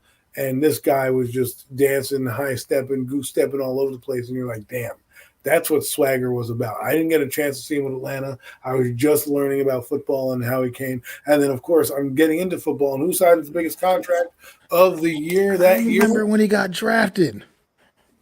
Deion I Sanders. remember when Dion got drafted and he came walking out there, shake the commissioner's hand with his little Jerry curl juice dripping, with his little starter on or whatever. Dion, he was always prime time, man. Like that was Deion Sanders, man. He was definitely the man, Deion Sanders, he was something And special, man. And That, and and I like just to on his health, man. He had successful surgery, man. So he's doing all right. I don't know if you guys knew about him having an emergency surgery, something. I can't remember okay. exactly what was wrong with him, but he's making a good recovery. He's looking pretty good, doing pretty well. So All get right, get prime get time. better, Dion, bro. We need you. We need your boisterous opinion. I didn't think I would miss you, but I do. So, absolutely, and just like as to say this as a younger fan of the game. Well, I'm older now, but like you know. I couldn't have a team without Deion Sanders and Rod Woodson because, like, if I really think about it in the hordes of hordes, I mean, like, when I was a fan of Michael Vick and when I started young, like I started like watching all these documentaries and I started obsessing over the game. And You know, how can you not? Like Dion Primetime played multiple sports. You know, he was flying to Atlanta to play for the Braves, and like he had a game down in Tampa or something. He had to fly down there. Like he was, and then just what he did, and I'm not talking about on the football field because obviously Mac and Adam, you know, can say that. As a younger fan, I can say like what he did as, you know, just for the game of entertainment value of a younger fan like me, how fans came in, you know, watching OBJ, you know what I'm saying? Like I came in wanting to see Flash. I was a fan of Allen Iverson, you know what I'm saying? I wanted to see Flash with Michael Vick, you know, that led me to watching great documentaries about Deion Sanders, prime time, and how could I not have him on my team? He's the best cornerback of all time. Well, I he's the mean, one best thing coach. about this exercise, I was gonna say one thing about this exercise that I just, all three of us, we all have different teams. I think we all have overall very different teams in a sense overall, but there's those few iconic players that none of us could pass up on. Obviously, Jerry Rice, Lawrence Taylor, Deion Sanders, Rod Woodson. These are iconic guys that really just changed the game for the time that they were playing, man. So that's just something to say about this whole thing right there. To let you know that certain players, man, they're always going to be timeless, man. Right. And there's not anybody you can think of. I mean, yes, there's a lot of Hall of Fame safeties, but Ed Reed and Troy Polamalu, they're two best of all time. Yeah, I mean, these two were two best, not only their a lot of era, good ones, a lot of other all good ones. there are a lot of other good ones. But I mean, like when we talk about the cream of the crop, we're like, wow, who comes to mind first? Ed Reed, right? And then I got, if you do your homework, you got John Lynch, you got Steve Atwater, you got Ronnie Lott of the world, because Ronnie Lott was one of the toughest safeties in the history of the game. I mean, like you said, Mac, his friggin' finger was cut off in the middle of a game or some crazy thing during the season. It was insane. And he played two positions. He played corner and he played safety as well. So, Yeah, he played cornerback as well. I mean, Ronnie Lott doesn't get talked about because he's not as smooth as Rod Woodson. And what I need people to understand about how good Rod Woodson was is that he played on crappy teams, right? He went with the Pittsburgh Steelers. They were good. Then he went to Oakland and it was absolutely terrible. And then he goes to Baltimore and wins them another Super Bowl with the Baltimore Ravens and playing safety, And the guy just was a magnificent player. As for Deion Sanders, I always thought it was so unique how you didn't have to tackle anybody, but he was arguably the most intimidating player on the field, right? Because you could not go to his side. If you had a weak quarterback, you are not going to. You basically might as well call that half the game off. If you weren't a Brett Favre, He cut the field in half before it even got started. He cut the field in half before it got started. Before the game even got started. Or Brett Favre, or those type of guys who are risky enough to take a chance against that guy, like a John Elway, you were like, nope, sorry. Like Giants had Danny Cannell during the Cowboys era. Do you think they're saying, hey, Danny, go out there and throw at the 21 side? No, they're like, hey, man, just keep it together, right? So that's how intimidating Deion Sanders was. Not to mention he played offense.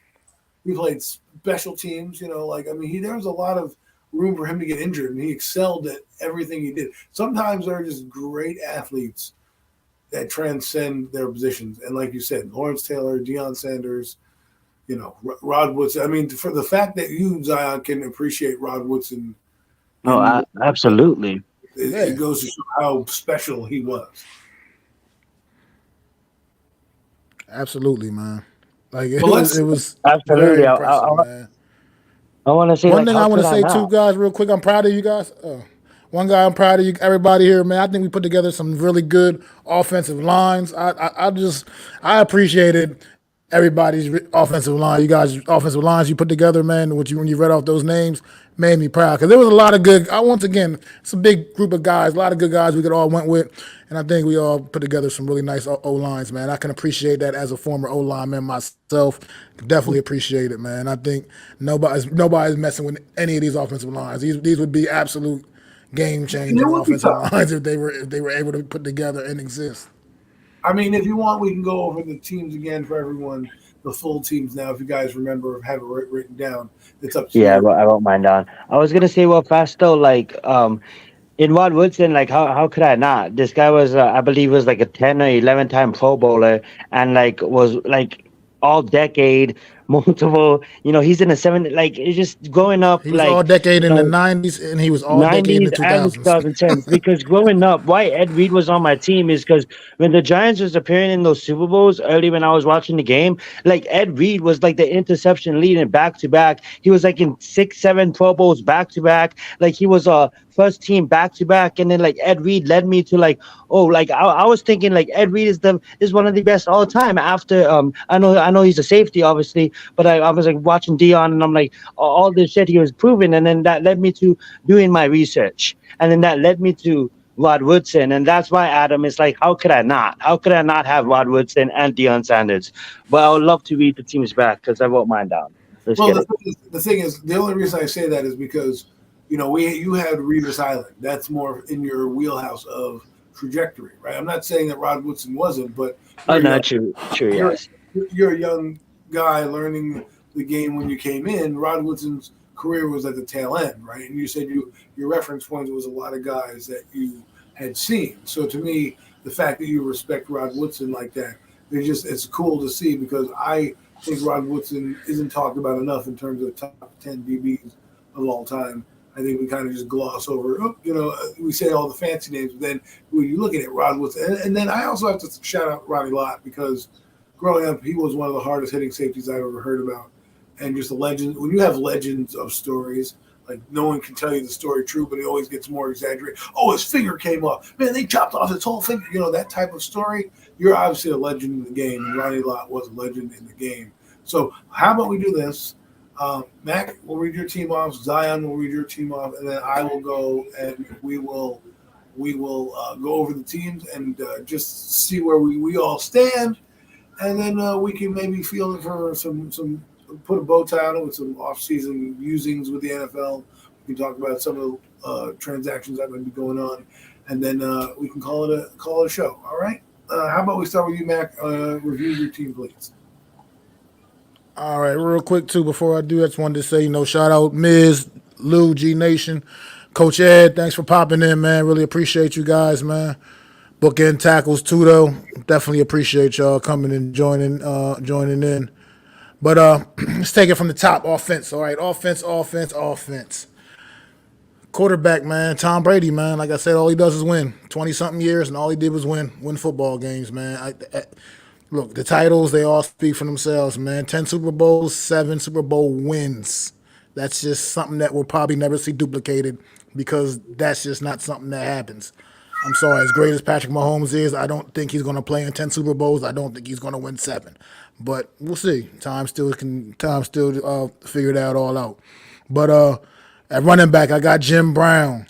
Jim Brown, like I said, if he played a 16-game schedule, if he played more than the 8 years that he played, or 9 years that he played, if he played more than that, I mean, who knows what he would have did to the record books.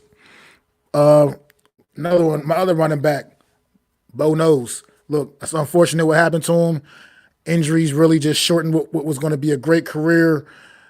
Didn't get to see everything we should have been able to see, but I got to see play. I got to see him at Auburn. I know what Bo Jackson was all about. You had to put your eyes on him, man. Like I said, that's why he made my roster. Bo Jackson was the man. Like I said, for a couple of years there in the late '80s, he was absolutely the biggest athlete maybe in the world. And this is a time where you got Michael Jordan that was doing the things he was still doing for the Chicago Bulls and everything else. What's going on, Jose Rosario? So put that in perspective. If Bo wasn't for that devastating injury, man, Bo Jackson could have been arguably possibly the greatest. And and like you were talking about with Deion Sanders earlier, he also played Major League Baseball, and he also played that at a high level. And he also actually still continued to play baseball after the hip injury. He wasn't able to play football anymore, but he did play baseball for a little bit while after that injury. After that injury as well. So that's the competitor that Bo Jackson was. But and then my wide receivers, Jerry Rice, Randy Moss.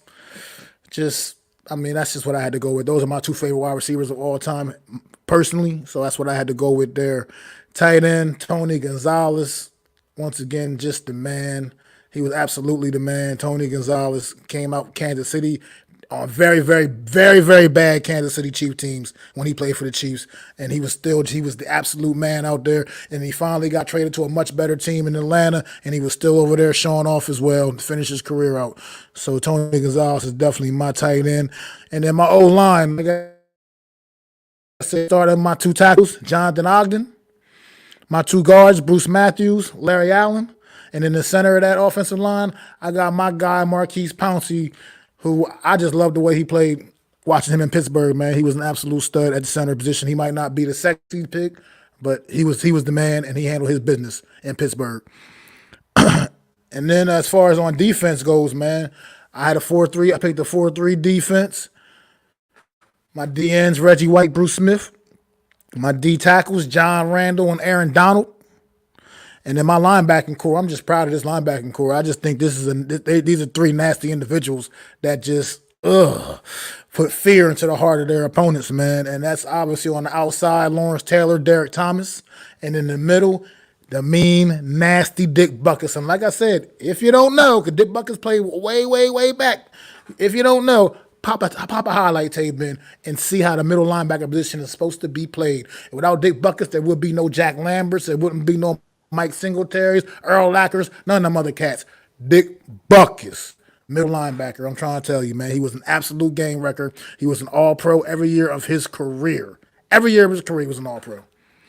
First or second team, he was an all-pro every single year of his career. Dick Buckus was the man. And he was also on 2 all-decade teams, all 70s and all 60s, and he only played like 2 years into the 70s. So put that in the perspective of how good he was. But and then also my D-backs, man. Rod Woodson, Deion Sanders at the corners, Ronnie Lott, Ed Reed at the safeties, man. And can't forget the special teamers. Adam Vinatieri, kicker, Ray Guy, the punter, Devin Hester, my return, man. That's my squad. Let's go. Wow, good squad. Well done. Well explaining everything that we need to know about those teams. And it's funny because you're talking about defense and how we're unanimous in certain positions. We're not unanimous at the quarterback positions. I thought that was, or in some of the skill position players. So it's pretty interesting to see. Zion, let's hear your team. Absolutely. We got Pat McAfee as my punter, Adam Vinatieri as my kicker, and Devin Hester as my return guy. For my backfield on defense, I got Deion Sanders and Rod Woodson, Troy Pomamalu and Ed Reed as my safeties. I'm running a 3 for concept. My front 3 guys in the middle is Aaron Donald. On the outside is Michael Strahan and Bruce Smith. I want you guys to know that my team mostly consists of 85 to 90% of players that I grew up fans of. The other 10% is going to be legends, timeless legends, people like Deion Sanders, people like LT, that is my outside linebacker. On the other side, I got Derek Brooks. And then the 2 guys in the middle, Ray Lewis and Luke Kuechly. Damn, that's a fire defense. Let's go to my offensive line. I got Joe Thomas as my left tackle. My left guard is Bruce Matthews, USC alumni. You got to love that guy. I didn't watch him play, obviously, but he was one of the best, is the best quality at that position, and he played multitude of positions. Center, Nick Mangold. I got left guard, I got Larry Allen, and right tackle, I got Trent Williams. Who's going to be catching the balls? I got Kelvin Johnson, Randy Moss, and Jerry Rice. I got AP as my running back, and I got Tony Gonzalez as my tight end. And like I said, man, the one guy to lead this team is the guy that actually probably made me a football fan. And if it wasn't for him, I probably wouldn't be a Giants fan. It's funny how things work. Everything happens for a reason. I got Michael Vick leading this squad. Let's get it. Well, it's funny. Your list is like a great buildup, and then the end is just like, burp. Like Michael Vick. But you got all these Hall of Famers and this, and then it's Michael Vick. I'm just kidding. I'm messing with you. I love your team. Your team is fire. No one's going to catch Michael Vick, but maybe my team can. So let's see. We'll start from the top, okay? We'll start with the man himself, Joe Cool, the man that got the name Joe Cool, Joe Montana. That's my quarterback. You know it. Go watch his documentary. Arguably the best quarterback of our time that we've ever seen. He got injured You know, I would love to have seen him in this offense now where they're not holding his DBs and his receivers and stuff. So he'd probably be throwing more yards than he did. And he had 4 Super Bowls, undefeated in his Super Bowl outings. Cannot knock Joe Cool. If you don't like Max said about Dick Butkus, if you don't know Joe Montana, go back and watch some highlights, man. You want to talk about beautiful ball placement, the way the ball comes out, the way it looks where it's supposed to be thrown, that is how you do it. Joe Montana.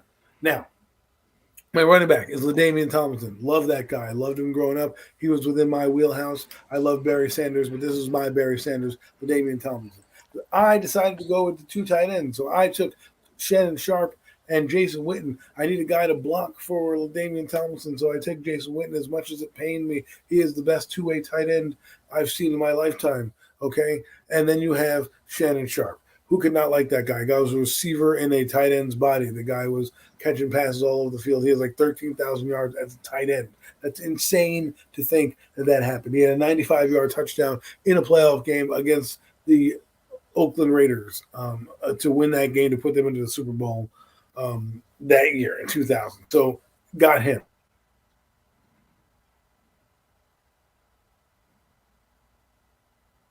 You still there, Adam?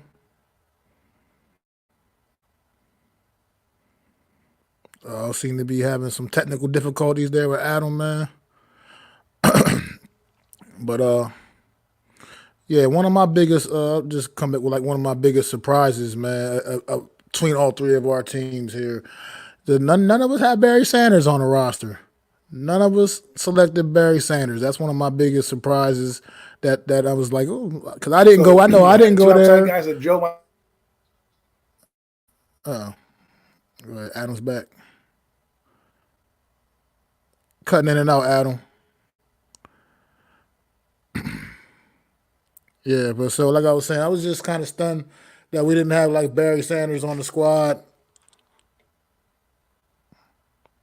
Got 2 out. All right, there we go. Adam. You there? Oh, he's The one that works. all right. That's the one that works, right? This is the one that works. Okay, where was I? I was at my 2 Okay. wide receivers. I had Jerry Rice and I had Andre Reed. People don't talk about Andre Reed because he didn't win the Super Bowl, but that man was silky smooth. You pair him with Jerry Rice, it's like fine wine out there, man. They are just eating you up like gazelles down the field. Boom. Okay, then we go with the O-line. This is where I think you have no contest right now. Okay, let's take a look at this. My 2 tackles are Jonathan Ogden and Orlando Pace, 2 of the best tackles I've seen in my lifetime in my years of watching football. The next guys are Willie Shields and Alan Faneca. Alan Faneca was nasty, a big, mean son of a bitch. And then you had Willie Shields. Willie Shields was one of the best guards in Kansas City history and in the NFL's history. And then I had Kevin Mawai, the field general, the guy who's going to bring it all together, the glue man, who's going to keep my line with the correct calls coming against the defense that Mac just laid out, is Kevin Mawai. All right, now moving to the defensive side of the ball. I went with a 3-4 defense. I like the 3-4. Got to add a little bit more of the linebacker positions, but let me go D-line first for you. I got Bruce Smith on one side. That's right, the Bruce Smith on one side, Mr. 200 sack man himself. I got Cortez Kennedy in the middle. That's right, big Cortez Kennedy. Nobody talks about CK, but I'm bringing CK back, okay? That's what I'm talking about. And then you got Julius Peppers on the other side. Boom. Did you see that? Did you see that? Just pause for a minute right there. That's like 300 or 400 sacks combined by my defensive line, okay? Let that sink in for you for a minute. Then my linebacking core. I mean, you might as well put 300 sacks right on the board for them right there too, because I've got LT. He's got 130-something sacks. I got Derek Thomas on the other side. He's got 120 sacks. My God, what is happening right now? Not to mention my 2 inside linebackers are Brian Urlacher and Junior Seau. I hope you boys like it because I'm going to be feasting in your backfields all week long. And then my DBs, I changed them up for you guys because I picked the same as Mac. I picked Deion Sanders, Robert Woodson. I had Ed Reed and Troy Polamalu, but I also said I like Champ Bailey and I like Darrell Green, so I could put those guys out there as well. So I'm going to put those guys out there. I'm going to put Bailey on one side and Darrell Green on the other, and then I'll keep my 2 safeties just to change it up for the show. But like I said, we all had it before. Ladies and gentlemen, Those. Oh, and my kickers and punters before we go. I had Justin Tucker. I had the punter, Sean Landetta, and okay, Joshua Quibbs, arguably the best return man of all time. Okay. Devin Hester was good. Joshua Quibbs didn't get the recognition that he deserved because he played for the lowly Browns. He had 13,000 yards on a team that could barely even count. Okay. The Cleveland Browns. They were not good with Joshua Quibbs. So you got to give that man credit for doing what he did. I know a lot of people don't know who he is. Anyways, Mac, Zion, thank you so much for helping out with this great all-star teams. You guys, teams were absolute fire. Thank you for participating, going deep, and really diving into your football knowledge. Guys, those were our teams. Let us know what you guys think in the chat. But before we go, guys, how'd you feel about this exercise? Would you do it again? I absolutely loved it. Zion, Mac, let me know your thoughts. Well, I thought Yes, it it was was a pretty great. dope, man. Like I said, like I was. Go ahead, Zion. Yeah, I'm sorry. I'm on my phone, so I mute my mic so it doesn't echo. My bad. I'd like to say it was a great exercise. Thank you so much for bringing up the idea, and I am also surprised, but not surprised. Like you guys were saying, like I honestly I was surprised on being that we only had for backfield. Backfielders is not baseball, but for guys in the backfield, you know, 5 and skill positions. yeah, in the sense that we only could choose two cornerbacks and two safeties, and how similar it was. So similar, you know. On defense, That right? yeah, on defense, that really shocked me. But it goes to show you what Deion Sanders and some of those guys we mentioned And meant. You Jerry know what I'm Rice. saying? I feel like everybody Absolutely. picked Jerry Rice. Jerry Rice was absolutely And a listen, name. the reason why this is so great, and I'm sorry to cut you off, No, is that we have so many in our heads, right? We have so many different receivers we could have put out there. We have someone sent me a list. I sent him some of the questions were going. He gave me 2 tight ends, like 7 receivers. I'm like, dude, you only get 11 guys. You can't have all these players. So it's unique to see. Anyways, Mac, your thoughts on the overall building your team? yeah, Any like guys? it was fun to see our different, our differences in opinions on a couple of guys, but like also just to know that we all seem to recognize greatness. Let's put this into perspective. We all got Jerry Rice on our squad. We all had Lawrence Taylor on our squad. We all had Bruce Smith on our squad. I honestly, I thought I was honest. I didn't think we were going to see. I was going to see that. We all 3 of us had Bruce Smith on our squads. I I didn't mean, think that. like I said, you originally did have Dion and Rod Woodson. Also, you changed it up, but we all had Dion and Rod Woodson. You know what I mean? Ed Reed, like this was. It's impressive to see that we did have some differences in opinions, but at the same time, we had like a lot of similarities as well. I was surprised me and Zion, the Bruce Matthews love, bro. I thought I was digging into the archives with that one a little bit. Yes, You know what I sir. mean? Go ahead, Zion. I appreciate that, I, bro. I I have to Definitely admit, appreciate Mac. it, man. I have to admit, I probably obviously there's not that much documentaries about lineman, and if he didn't go to USC, I probably wouldn't know his name. I wouldn't know his name, but the USC put him a big on my list. You know what I'm saying? And he's amazing. He was amazing.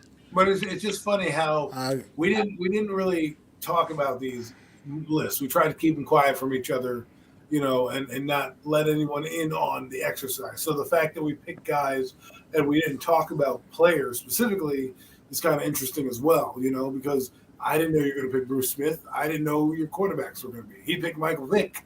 You picked Tom Brady. And we left off Peyton Manning. We left off all these other guys. And it was hard for me doing so many greats. going down the list to only put 11 guys on there because it's like, damn, this is 11. And I think it was good that we put 11 guys and made it a team because it Hey Adam, yes. Shannon Sharp was my flex. I'll show you my list. Like Shannon Sharp was my flex. When we called you and I thought we could have a flex, he was Yeah. my flex. Well, the thing is I thought about it like this. Let me break it down for you. LaDainian Tomlinson needed a fullback, and he was the reason why I had to go with Jason Witten because I was going to go with an extra wide receiver. I was going to go with Steve Smith, but I felt like if I have LaDainian, he ran very well with a lead blocker, so I would need to give him another blocker on the team, and so I had to subtract. I didn't want to put a fullback in there. There's not many great two-way fullbacks. I could put in Mike Allstott, but then I'm losing a tight end. But right, so I went with Jason Witten, the best blocking tight end, and then I was like, all right, who am I going to put in another tight end and still get that receiver speed? Up Shannon Sharp, because I could have easily went with somebody else. I would have went with Steve Smith as my third receiver, and then I would have went with a different tight end. I wouldn't have went with Jason Witten, but because I had LaDainian Tomlinson, and I'm thinking back in history, how well did he run? Well, who did he have in front of him? He had Lorenzo Neal for most of his career in San Diego blocking for him, right? And then Lorenzo Neal, he came from Seattle, and he went to San Diego, and then he goes and blocks in Seattle, or vice versa. But he had a good career. So that's what the thought process was. And then the thought process on defense for me was, if I'm going to put Deion Sanders out there, I'm going to need Bruce Smith on my defense to block, to take up some of the run game running a 3-4, because there's no other defensive ends I feel like could be in the 3-4 defense and stop the run. And then behind them, I have Lawrence Taylor. I was going to put Lawrence Taylor into the side, but I thought, why not make the one side strong, because you have Deion Sanders doesn't tackle. Then on the other side, Julius Peppers, one of the best two-way tight end defensive ends in the history of the game. So I thought, why not put him there? And then I could cover up Derek Thomas, and then he could cover up, Rod Woodson. So I put Rod Woodson over there because Derek Thomas wasn't the greatest D end in stopping the run. So there was a method to my madness as to why I put together a lot of these players. So this was a great exercise. I'm glad we could partake in it. And maybe we can get our lists up for you guys on Twitter, just so you guys can see what we have. You guys can always comment and share or like whatever your lists are. Maybe you don't like your quarterback. Maybe you pick Daniel Jones as your quarterback, and your all-star team. Hey, that's your choice. That's your guy. Stop it, Adam. Stop it. It was fun for me just making some of my decisions, though. Like, some guys were absolute no-brainers, and then other guys I was like really going back and forth between a couple guys, man. Like, when I was coming up thinking about this team, I got to offensive tackle. Anthony Munoz for me was a no-brainer. That was my number one tackle for me. That was my guy. But then it was Jonathan Ogden. I went like Jonathan Ogden and Joe Thomas. I was between Jonathan Ogden, Joe Thomas, and Walter Jones. Who else do I want to add there? And I went with Jonathan Ogden, just because there was just so many great offensive tackles that I enjoy watching play. And then same with a couple other positions here, man. Like, got to the safety. Ronnie Lott was my no-brainer at safety. I just loved Ronnie Lott, everything about him back in the day. And then I had to go. It was between Ed Reed and Troy Polamalu, man. I was like, damn, Ed Reed, Ed or Troy, which one? And I did ultimately go with Ed Reed just because I did like Ed a little bit better. But I loved everything Troy Polamalu brought to this game, man. So it was just fun making those decisions. Dick Butkus wasn't an easy decision either. I was like between him and Jack Lambert, man. I was like between those two guys, man. Like, I wanted one of those nasty middle linebackers, and that's what those two absolutely both were, man. Yeah, Jack Lambert. So it was just like but then I ultimately came to the conclusion like Dick Butkus was a little before Jack Lambert, and honestly, without Dick Butkus, there probably wouldn't be a Jack Lambert, because that's who Jack Lambert pretty much seemed to mirror his game after was Dick Butkus. It was pretty much the Dick Butkus era at middle linebacker, and it went right into Jack Lambert being like that top guy. The Dick Butkus stepped down, so it was just fun, man. It was fun just even coming up and making some of those decisions, like those tough decisions, over just a team, over our dream teams, so to speak. So it was fun. Right.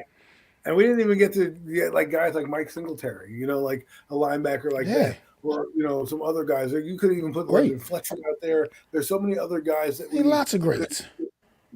Put out there. And that's why I thought this game was interesting, or this exercise was kind of interesting, because when we talk about great players, we usually have a list, right? Top 10 quarterbacks. My first, second, third choice, right?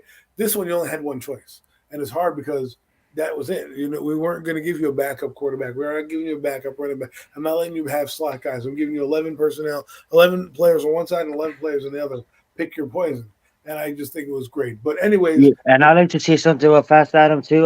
Give me like 3 minutes to just go on this epic rant. I like to just say also, like, I started when you said pick 11 and starters and pick 11 defense and offense. I was like, who is the guy that like is gonna be the guy at the helm. And it was Aaron Rodgers, it was you know, Peyton Manning, and it was Montana. And then I'm like, I have to stay true to myself. And then I started with Michael Vick.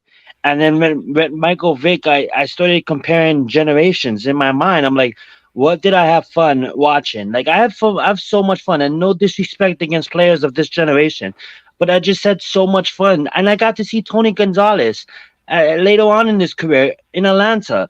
It was so fun to watch. I had so much fun watching Kelvin Johnson play, watching Randy Moss at the end of his career after Minnesota. I had to take them, so I started building my team on based off of what I had.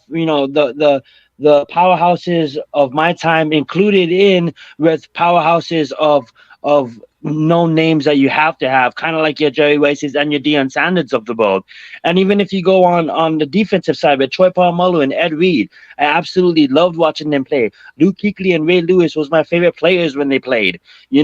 Michael Strahan is my favorite Giant of all time. And it's kind of like, because he's just like, it's so great that we have this exercise, and it's so awesome to see that, like, no disrespect against current players, but we only all had Aaron Donald on our team, you know, and that's just a surprising factor of, like, there's so much great players right now, but I feel that the deciding factor for me, at least, was we got these guys' whole careers, we got these guys' resumes in front of us, and it was easy to look it down. The hardest thing I probably had was to make my offensive line, because I had so much great names I wanted to include, but I just had to build the offensive line that was going to gel together. But if needed, they could move around. And I think I constructed an offensive line, that could move around. And, I was going to go with Rodney as my center, but then I just had to show love to Nick, and I don't think Nick Mangold gets talked about a lot. He's an 11-time Pro Bowler,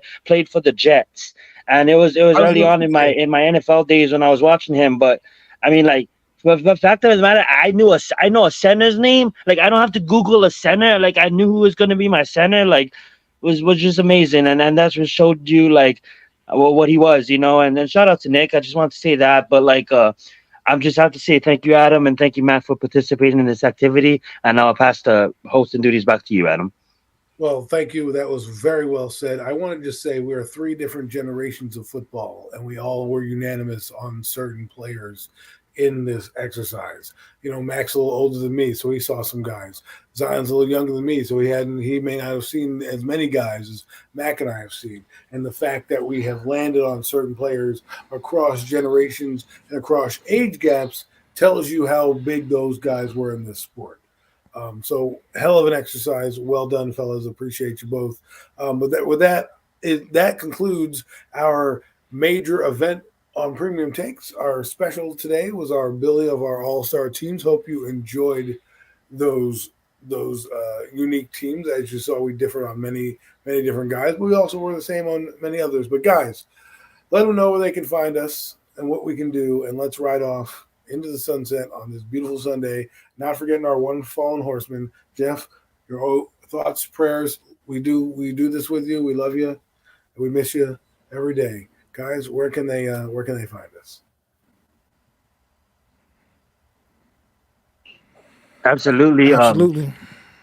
You can you can find me at Zion Zenith. Right now my channel has been on hiatus for about 8 months, only doing premium takes, but like our fellow comrade, who just left us this physical plane, but is soaring in the planes above.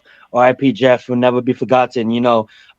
Inspired me. So I'm in the process of changing my channel around, and I'm gonna build Zion up as a brand.